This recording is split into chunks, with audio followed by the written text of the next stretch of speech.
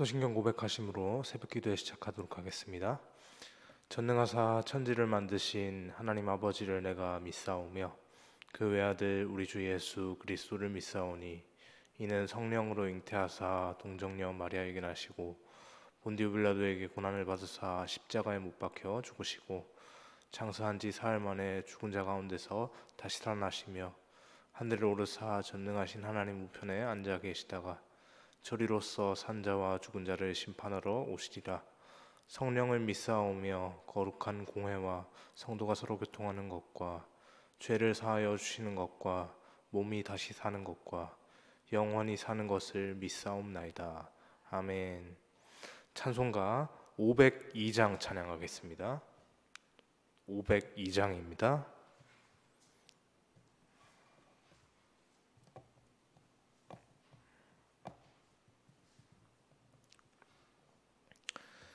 빛의 사자들이여 어서 가서 어둠을 물리치고 주의 진리 모르는 백성에게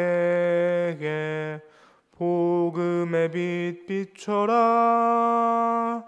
빛의 사자들이여 복음의 빛 비춰라. 죄로 어두운 밤 밝게 비춰라. 빛의 사자들이여 선한 사역 위하여 힘을 내라. 주와 함께 하시겠네. 주의 크신 사랑을 전파하며 복음의 빛 비춰라. 빛의 사자들이여 복음의 빛 비춰라. 죄로 어두운 밤 밝게 비춰라. 빛의 사자들이여 주님 부탁하신 말 순종하여 이 진리 전파하라. 산을 넘고 물 건너 힘을 다해 복음의 빛 비춰라. 빛의 사자들이여 복음의 빛 비춰라. 죄로 어두운 밤 밝게 비춰라. 빛의 사자들이여 동서남북 어디나 땅끝까지 주님만 의지하고 눈 어두워 못 보는 백성에게 복음의 빛 비춰라. 빛의 사자들이여 복음의 빛 비춰라. 죄로 어두운 밤 밝게 비춰라. 빛의 사자들이여. 아멘. 이 시간 함께 오실 하나님의 말씀은 말라기입니다. 말라기 1장 1절에서 10절 말씀 함께 보겠습니다.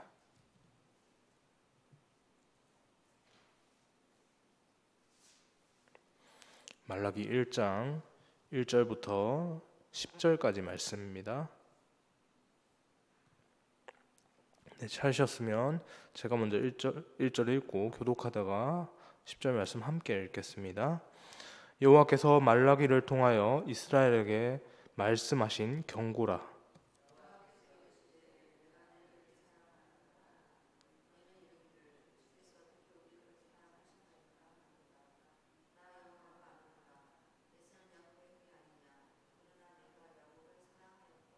에서는 미워하였으며 그의 산들을 황폐하게 하였고 그의 산업을 광야의 이리들에게 넘겼느니라.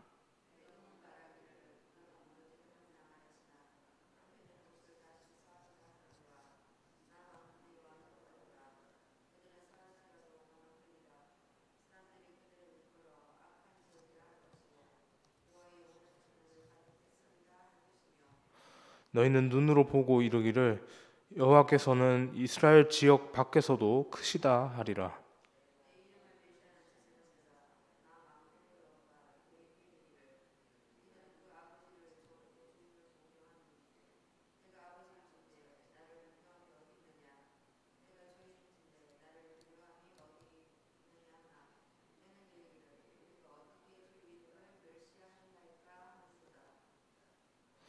너희가 더러운 떡을 나의 제단에 드리고도 말하기를 우리가 어떻게 주를 더럽게 하였나이까 하는도다. 이는 너희가 여호와의 식탁은 경멸히 여길 것이라 말하기 때문이라.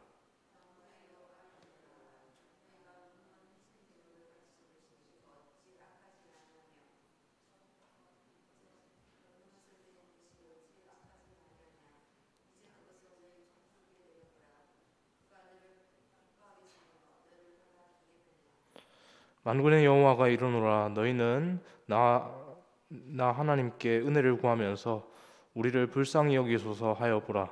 너희가 이같이 행하였으니 내가 너희 중 하나인들 받겠느냐. 만군의 여호와가 이르노라. 너희가 내 제단 위에 헛되이 불사르지 못하게 하기 위하여 너희 중에 성전문을 닫을 자가 있었으면 좋겠도다.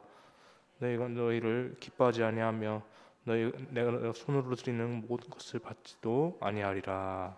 아멘. 어제까지 아모스를 통해 북이스라엘에게 심판을 말씀하시는 하나님을 보았습니다. 하나님께서 왜 그토록 그 북쪽의 이스라엘에게 계속해서 말씀을 하십니까? 그 백성들 분명히 하나님께서 가장 가증히 여기시는 우상 숭배의 죄를 중심으로 너무나도 죄가 만연했던 죄 가운데 황폐해졌던 그 민족들입니다. 그 땅이었죠. 그럼에도 불구하고 하나님께서 왜 그토록 그 북쪽 이스라엘 물론 그들이 하나님의 그 언약 아래 있었지만 결국엔 하나님의 언약은 남유다를 중심으로 한 언약인데 그 남유다의 백성들 아니고 북쪽의 이스라엘인데 북쪽의 이스라엘까지도 그렇게 하나님께서 끝까지 놓지 못하시고 이렇게 그들이 돌아오기를 기다리시고 바라셨던 그렇게 선지자를 보내셨던 이유가 무엇이었습니까? 그들이 사랑과 은혜를 베푸시는 하나님의 백성들이기 때문이었습니다. 물론 그들이 다윗 언약 아래에 있진 않았지만 그럼에도 불구하고 시내산에서부터 계속되는 그 하나님과 이스라엘이 맺었던 그 언약 속에 있었던 그들이었기 때문에 하나님께서 그들을 지키고자 하셨죠. 그렇게 그들을 보호하시고자 계속해서 그들에게 돌아와라, 나의 부모로 돌아와라, 그렇게 계속해서 말씀하시는 하나님이셨습니다. 그들이 어떤 비범한 것을 가졌기 때문이 아닙니다. 그들과 언약을 맺으시고 그들을 친히 백성 삼으셨던 하나님께서 세상을 초월하신 분이시기 때문에 그러셨죠. 그들이 비록 죄 가운데 놓여 있다 할지라도 그들을 놓지 않으셨습니다. 계속해서 잡기를 원하셨죠. 그러나 너무나도 안타깝게도 그들은 하나님의 이 은혜와 사랑에 관심이 없었습니다. 바벨론에서 포로의 신분을 벗어난 그 특별히 남유다의 백성들, 북쪽의 이스라엘은 이미 멸망을 했고 남유다의 백성들 이제 바벨론의 포로로 잡혀갔다가 70년의 세월을 보내고 다시 돌아왔는데 그 남유다의 백성들의 모습에도 여전히 그들의 조상들이 행했던 이 과오가 또다시 범해지고 많은 모습들을 보게 되는데요. 그럼에도 불구하고 하나님께서는 이 포로가 귀환한 이후에 그 남유다의 그 역사의 시간 속에서 말라기 선지자를 통해서 마지막으로 한 번 더 또 경고하시는 모습을 또 볼 수가 있습니다. 그렇게 그들에게 말라기 선지자의 말씀을 통해서 하나님께서 경고하시고 또 그들이 그 말씀을 듣고 회개할 수 있는 그런 기회를 그렇게 주시는데요. 본문 1절 말씀, 우리 1절 말씀 함께 읽겠습니다. 여호와께서 말라기를 통하여 이스라엘에게 말씀하신 경고라. 그렇게 끝까지 택하신 백성을 붙잡으시는 하나님 앞에 유다 백성들이 보여야 할, 이스라엘 백성들이 보여야 할 마땅한 반응, 당연하게 나타나줘야 할 이 반응은 무엇입니까? 하나님의 말씀을 듣고 그 말씀을 하시는 하나님께로 자신의 온 몸을 돌려서 하나님께로 돌아가는 것이 하나님 품으로 돌아가는 것이 하나님께서 그들에게 원하셨던 모습일 겁니다. 그래서 구약시대를 끝내시기에 앞서서, 구약시대 다 끝내시기에 앞서서 마지막으로 말라기 선지자를 들어쓰셔서 한 번 더 그들에게 다가가셔서 경고하시는 하나님의 모습이신 거죠. 그 모든 것은 본문 2절 상반절의 말씀처럼 하나님께서 그들을 사랑하시기 때문에 그런 일들이 다 일어나는 겁니다. 그러나 애석하게도 이스라엘이 하나님 앞에 보였던 모습, 그 모습은 말 그대로 철면피와 같은 모습이었다라고 볼 수 있는데요. 우리가 철면피라는 말을 어떤 상황 속에서 사용을 합니까? 철면피에 대한 사전적인 정의를 보니까 얼굴에 철판을 깐 듯이 뻔뻔하고 수치를 모르는 사람에게 부정적으로 사용하는 것이 대부분의 사용 용례입니다. 철면피를 하고 있는 사람들은요, 잘못된 행동을 하면서도 그것에 대해서 일말의 죄책감조차 갖지 않는데요. 왜냐하면 이 죄책감을 갖지 않는 이유, 뭐 때문입니까? 그것이 잘못인 줄 알면서도 그것에 대한 그 잘못된 인식조차 내가 하는데 내가 무슨 잘못을 했어라고 하는 이렇게 안일한 태도를 갖고 있기 때문입니다. 이런 죄에 대한 안일한 태도가 오늘 본문 당시의 유다 백성들에게도 고스란히 있는 것이죠. 여러분, 하나님의 열렬한 사랑을 가득 차고 넘치게 그렇게 받았던 유다 백성들 아닙니까? 그들의 입에서 어떻게 이런 말이 나올 수가 있을까요? 그들의 조상들의 역사만 되짚어 보더라도 결코 그런 오늘 본문에서 등장했던 그들이 입술로 고백했던 이런 말들, 그런 말들이 감히 하나님 면전에서 어떻게 그렇게 하나님께 그렇게 올려드려질 수 있단 말입니까? 그 모든 시간 속에서 하나님께서는 계속해서 이스라엘에게, 유다에게 한없는 사랑을 부어주셨지 않습니까? 이들이 하나님의 그 사랑을 결코 모를 리가 없습니다. 분명히 알고 있죠. 하나님께서 우리를 사랑하시고 우리를 택하시고 우리를 끝까지 인도하신다. 분명히 알고 있습니다. 그럼에도 불구하고 하나님께 오늘 본문에서 계속해서 등장했던 그런 마음 없는 행태들, 그런 말들이 올려드려지는 그들의 마음 상태가 철면피 그 자체라고 볼 수가 있는 것입니다. 너무나 감사한 것은 그 모든 상황이 이미 벌어졌음에도 하나님께서는 택하신 백성들을 놓지 않으시고 마지막으로 계속해서 경고하신다는 겁니다. 그 경고 가운데 그들의 철면피와 같은 모습을 보시고 본문 2절 하반절부터 3절까지의 말씀으로 상세하게 그렇게 설명을 하시는데요. 2절 하반절에서 3절 말씀을 보면 이렇게 되어 있습니다. 나 여호와가 말하노라. 에서는 야곱의 형이 아니냐. 그러나 내가 야곱을 사랑하였고 에서는 미워하였으며 그의 산들을 황폐하게 하였고 그의 산업을 광야의 이리들에게 넘겼느니라. 우리가 잘 알고 있다시피 아브라함의 아들 이삭의 아들은 두 명이 있습니다. 그렇죠? 두 명의 아들이 있습니다. 첫째 아들 에서와 둘째 야곱입니다. 생물학적으로 그리고 전통적인 사회 관습적으로 봤을 때 이 첫째인 에서가 그 집안에 대를 잇는 것이 맞습니다.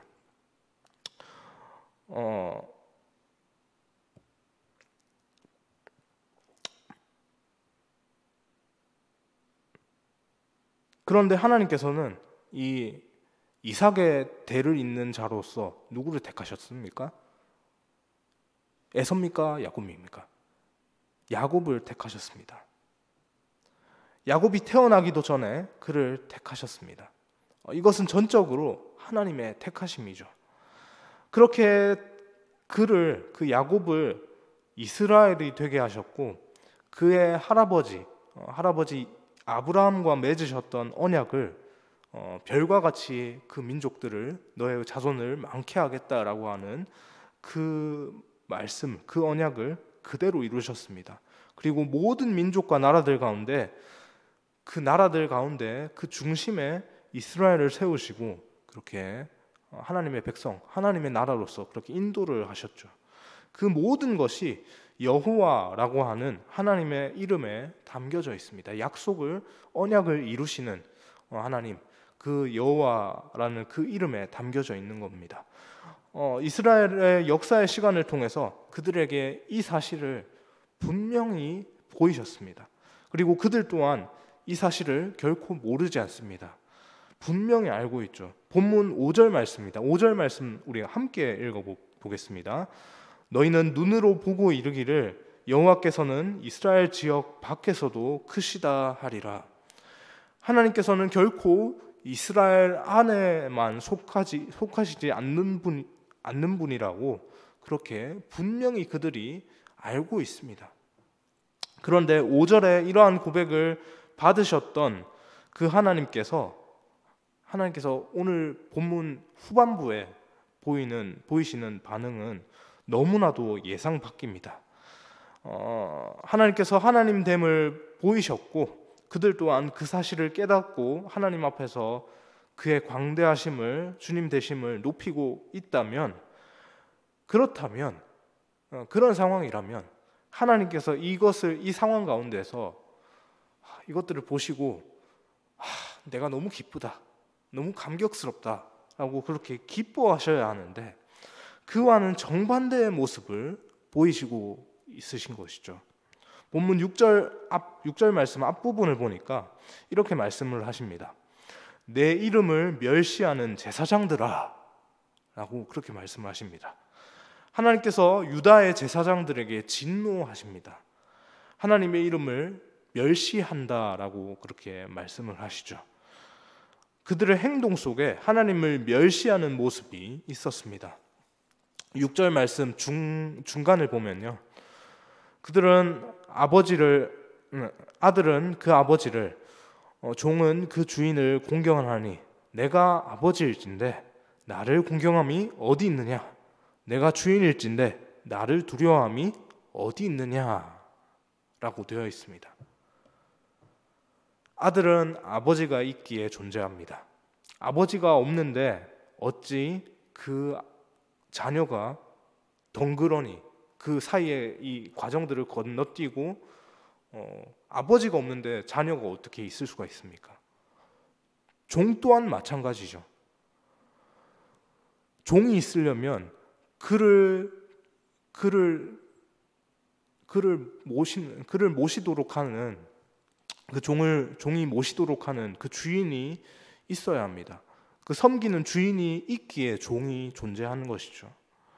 하나님께서는 유다 백성들의 주님이신 동시에 아버지이십니다.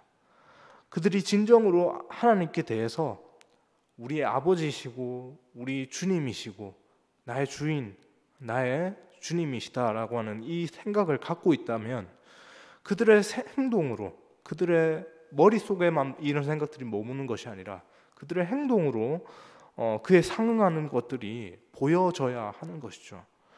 하나님 나라의 백성으로서, 아버지 하나님의 자녀로서 그들이 마땅한 모습을 보이고 그렇게 세상 가운데서 살아가야 하는 것이 마땅합니다. 마땅히 그러해야 하는데, 그러나 그들 가운데 보여졌던 모습은 어떤 것이었습니까? 본문 7절 앞부분에 언급된 것처럼 더러운 떡을 제단에 드리면서 오히려 우리가 어떻게 주를 더럽혔나이까? 이렇게 지금 얘기하고 있습니다. 그러면서 시치미를 뚝 떼고는 그들의 이런 모습을 지적하시는 하나님 앞에, 너희 잘못하고 있잖아 라고 이렇게 지적하시는 하나님 앞에 도리어서 오히려 적반하장의 태도로 6절에서처럼 이렇게 얘기를 하는 것이죠. 우리가 주의 이름을 어떻게 멸시하였나이까? 도리어서 그렇게 계속해서 나아가는 겁니다. 이런 그들의 모습에 결국 하나님께서는 초강수, 가장 강력한 수를 이제 두시는데요. 본문 10절 말씀입니다. 10절 말씀 우리 함께 읽겠습니다. 만군의 여호와가 이르노라, 너희가 내 제단 위에 헛되이 불사르지 못하게 하기 위하여 너희 중에 성전문을 닫을 자가 있었으면 좋겠도다. 내가 너희를 기뻐하지 아니하며 너희가 손으로 드리는 것을 받지도 아니하리라. 하나님의 형상으로 지음받은 인간이 죄를 범해 하나님께 가까이 나아갈 수 없는 상황이었음에도 하나님께서 길을 여셨던 것이 바로 제사 제도였습니다. 물론 하나님께서 우리에게 영광을 받으시기 위해서 그 제도를 허락하셨지만 이 제사 제도는 결코 하나님만을 위한 것이 아닙니다. 우리를 위한 것이었죠. 우리에게 살 길을 예비하시는 하나님의 그 사랑이 담겨져 있는 제사 제도였습니다. 그 사랑이 담겨져 있는 그 너무나도 은혜스러운 이 제사 제도 가운데 하나님께서 그렇게 시작되었던 그 사랑에서 시작되었던 이 제사 제도를 하나님께서 이제는 거부하십니다. 오죽하면 뭐라고 얘기하십니까? 성전문을 닫을 자가 있었으면 좋겠도다 라고까지 그렇게 말씀하시죠. 그들을 사랑하셔서 하나님의 형상으로 지으셨을 뿐만 아니라 수많은 민족 가운데 그들을 택하시고 불러내셔서 그들의 제사를 받으시고 내가 너희의 제사를 받고 너희와 함께 하겠다라고 말씀하셨던 그 하나님께서 다른 누구도 아닌 하나님께서 직접 만드시고 직접 택하셨던 그 민족들을 향해서 이렇게 하나님께서 직접 제정하셨던 그 백성들과의 소통 창구, 제사 제도를 통해서 내가 너희와 소통하겠다라고 하셨던 그 소통 창구를 완전히 거부하시는 겁니다. 완전히 닫으시고 더 이상 받기 싫어라고 말씀하시는 것이죠. 이것이 오늘 본문의 말씀의 내용입니다. 말씀을 정리하겠습니다. 여러분, 하나님께서는 우리의 중심을 보십니다. 오늘 본문에서 그 유다 백성들이 하나님 앞에 나아갔을 때 제사의 형식과 외적인 모양들은 있었습니다. 그런데 무엇이 없었습니까? 그들 마음 중심에 하나님을 향한 진정한 경외가 없었던 것이죠. 하나님께서는 우리의 마음의 중심을 보십니다. 우리의 온 마음, 행위만 있는 빈 껍데기를 보는 것이 아니라 온 마음에서 비롯되는 우리의 모든 전인적인 모습들을 받으시기를 원하십니다. 오늘의 이 말씀을 기억하면서 하나님 앞에 전심으로 온 마음으로 나의 모든 것을 하나님 행위만 드리는 것이 아니라 또한 그렇다고 그냥 마음만 하나님 제 마음 기억하시죠? 마음만 드리는 것이 아니라 나의 온 마음과 또 온 마음에서 비롯되는 우리의 모든 나타나는 행위들, 그 모든 것들을 통해서 전인적으로 나타나는 것을 통해서 그렇게 온전하게 하나님을 예배하고 하나님께 영광 돌려드리는 우리의 하루의 시간들, 또 이번 일주일의 일상의 시간들이 되시기를 주님의 이름으로 소망합니다. 기도하겠습니다. 사랑해 주님, 감사합니다. 하나님께서 우리의 중심을 받기를 원하신다라고 그렇게 말씀하십니다.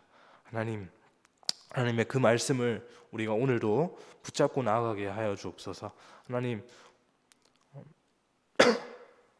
마음 없는 예배를 누구보다도 경멸히 여기셨고 그들 가운데 오죽하면 그 예배를 더 이상 받지 않으시겠다고까지 하나님께서 그렇게 친히 만드셨던 그 제사 제도까지 없애시면서 그렇게 말씀하셨던 하나님이십니다.